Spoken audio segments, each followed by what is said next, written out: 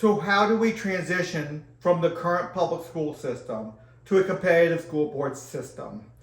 It is a dramatic change from what we're currently doing, and so we want to make sure it's orderly and proper. At the state level, so let's just talk about Virginia for a minute because that's where I am, but every state can do that. You take all local elected school board members, so we're talking about many hundreds, if not thousands of local school board members, and private school principals, and probably a few homeschool leaders out there. There's a way to determine whether somebody's a homeschool leader or not. So we get those people to be initial competitive school board members. So no power yet. So once we pass the constitutional amendment to do this, either a state amendment or the federal amendment, federal constitutional amendment, or we can do this statewide as well. Then once we do that, then every local school board member that's elected, and then again private school principals and homeschool leaders, they become initial competitive school board members without any power yet. We can start with groups that must include 1% of those leaders. So we don't have to have a large percentage to start a group, 1% of members. We are likely to have about 30 to 50 initial statewide groups, all playing out their plans. So each group publishes its plans, its vision, mission statement, how they're going to deal with religion, all the controversial issues, their fees, their benefits, their financial plans and everything, and all other information. Any information they want to put out there, they can.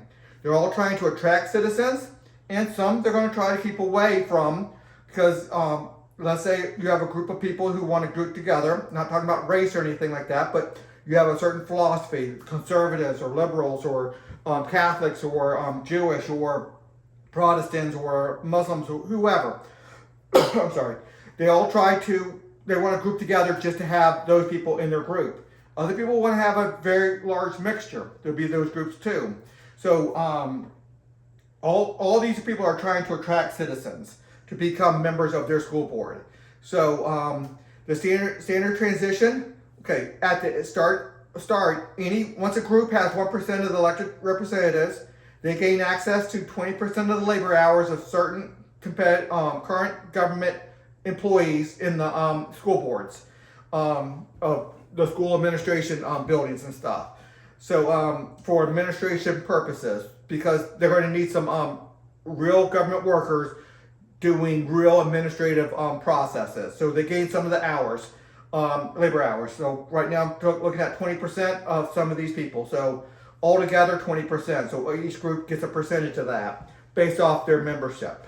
So if a group has 1%, they get a little. If you have 10%, a lot more. 20% more, double that.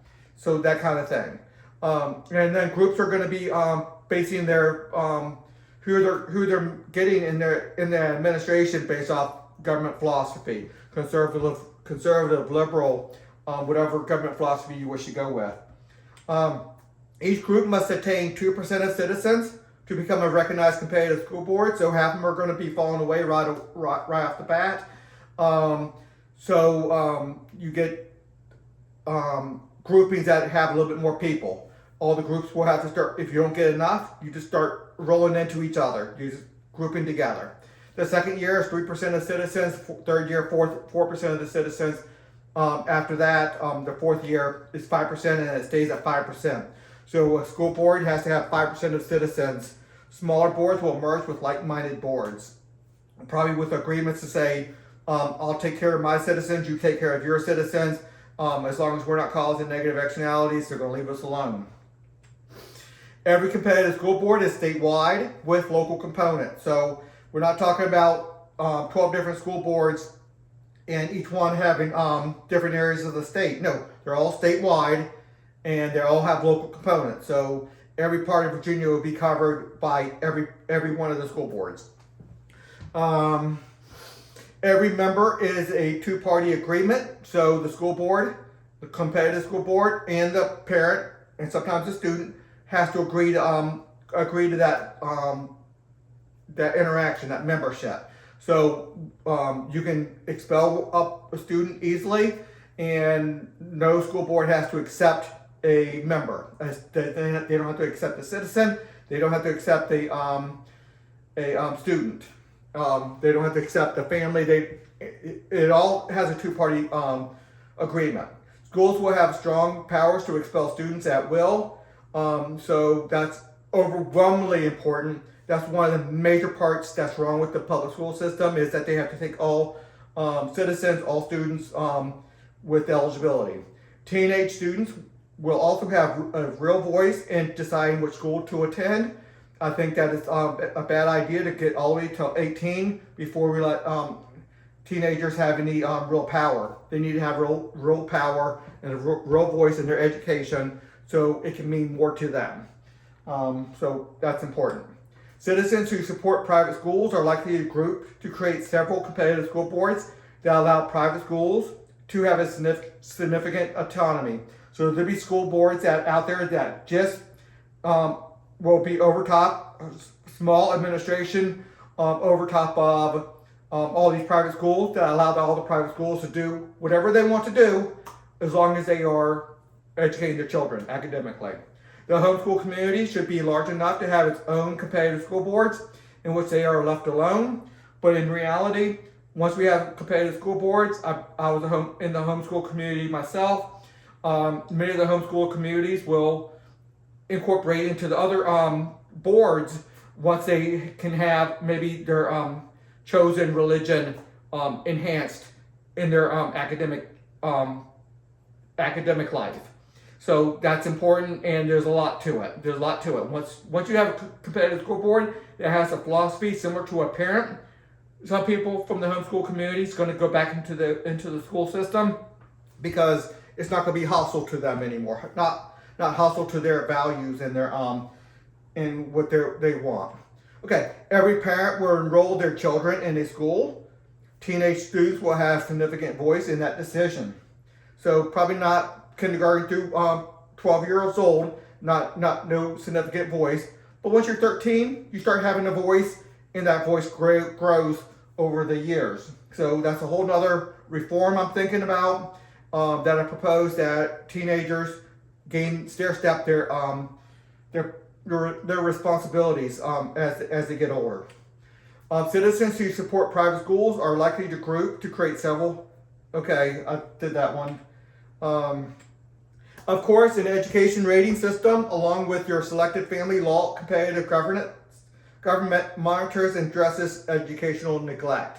So educational neglect is a reason that many people will claim you can't do this. There's going to be educational neglect.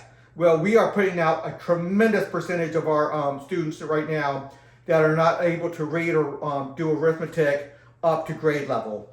And significantly not even close to grade level.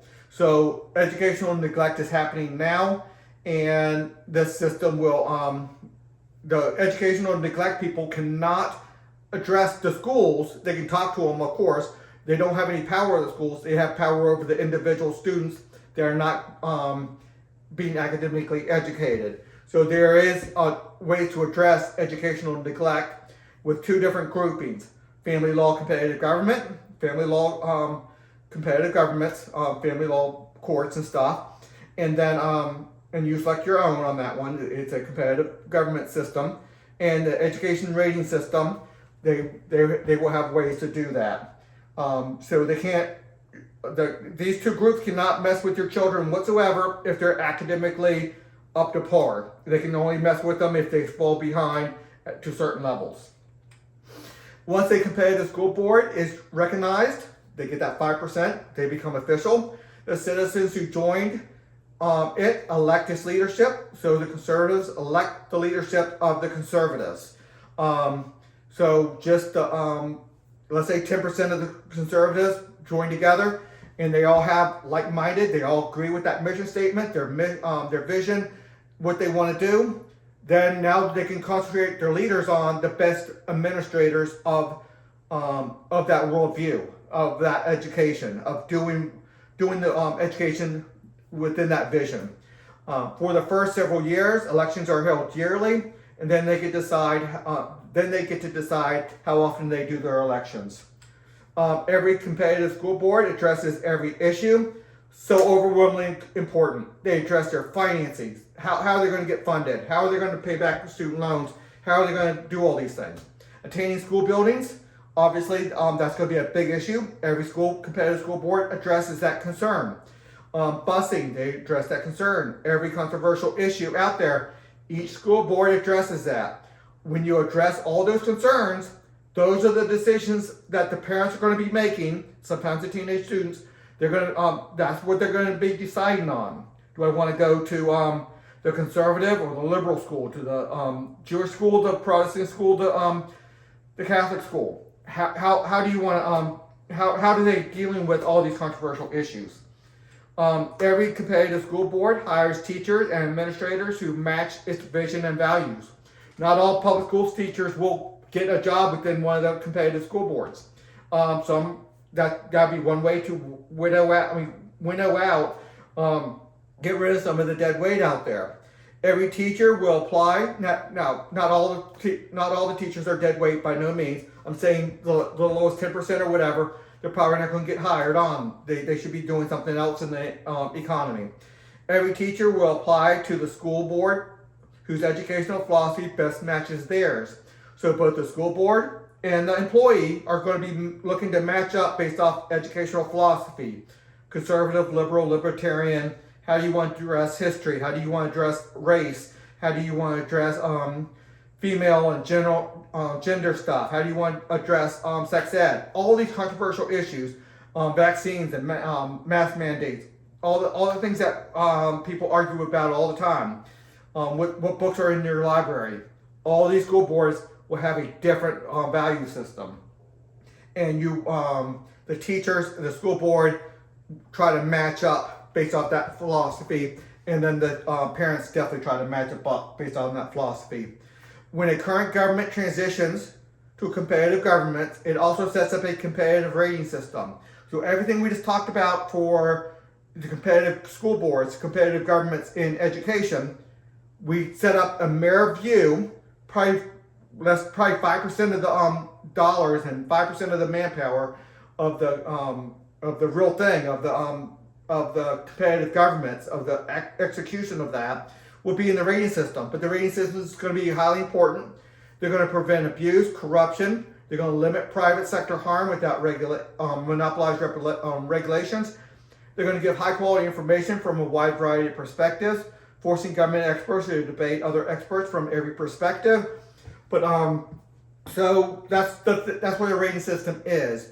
You join, and every person must join a rating agency dealing with education, and then based off philosophy.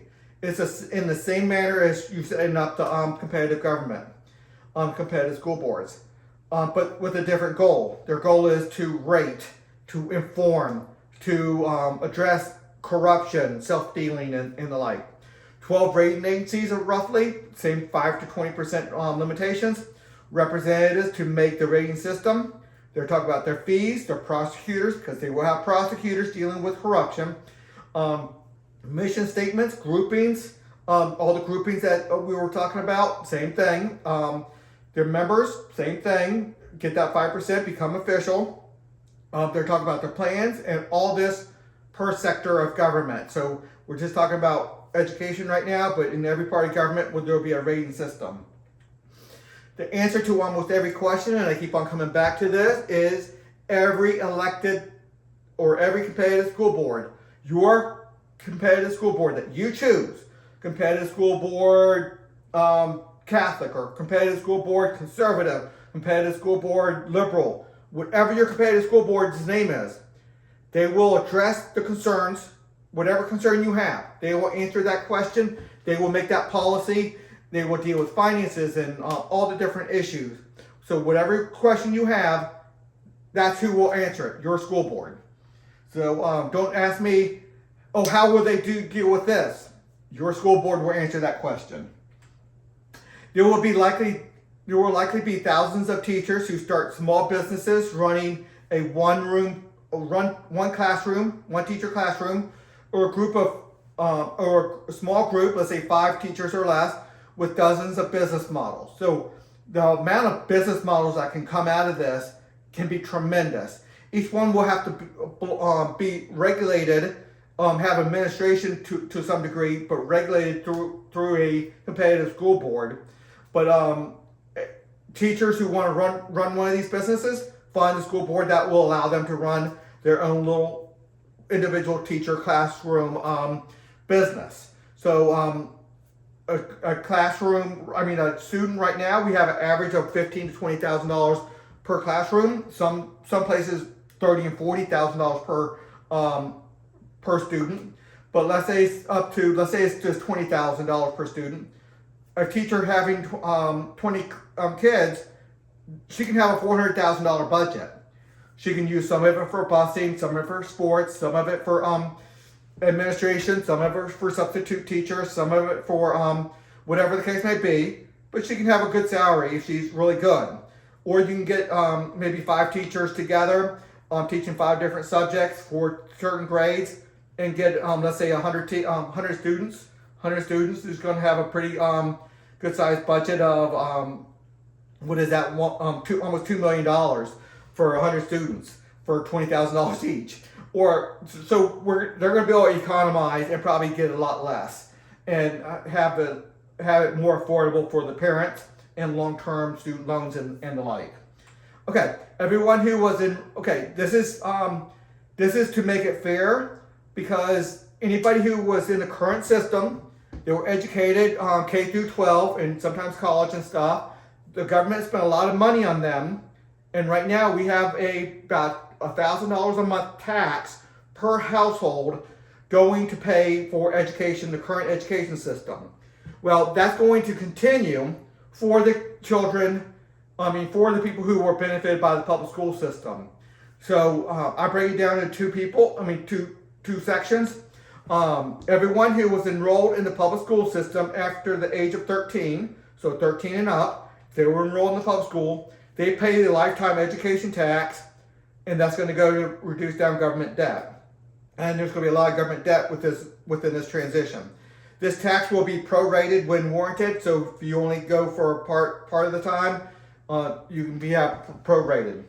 The other part was anyone or everyone who enrolled their children under the age of 13 in the public school system will pay the lifetime education tax to reduce government debt. This tax will be prorated when warranted. So if you only sent your children into the public school system for half the time, maybe you only do half. That'd be orderly. It'll be a well-known thing. I have write-ups on this on my website to talk about how we do a lifetime education tax for the people who already went through the current public school system, because they need to pay that part back. Okay, a lot more to find at Haley2024.org. Until the next video.